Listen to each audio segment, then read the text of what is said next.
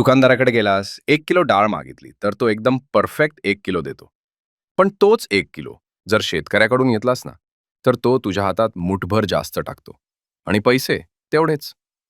बाजारातील दुकानदार तुला ग्रॅममध्ये तोलून देतो. शेतकरी, "अरे घे रे, तुला लागेल," म्हणत जास्तच देतो.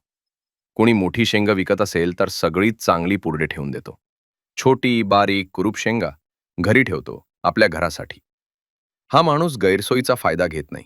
उलट तुला फायदा देतो. कारण शेतकरी मालामध्ये खोटं घालत नाही. कुठला रंग नाही, कुठला भेसळ नाही, कुठली फसवणूक नाही. त्याचं कष्टाचं धान्य त्याचं पोट पाण्याचं साधन. म्हणूनच तो लोकांना फसवून नाही, तर दिलदारीनं विकतो. हा तो माणूस आहे, जो स्वतःसाठी नाही, पण दुसऱ्यांच्या पोटासाठी पहाटे उठतो. जो गाईला पाणी देतो, मातीला हात लावतो आणि जगाला अन्न देतो.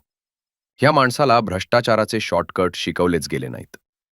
जग भ्रष्टाचाराच्या मागे पळतं, पण शेतकरी तो अजूनही प्रामाणिक घामावर जगतो. म्हणूनच भ्रष्टाचारापासून सर्वात लांब असलेला माणूस म्हणजे शेतकरी. तुला शेतकऱ्याबद्दल काय वाटतं? तुमचे मुद्दे खाली लिहा.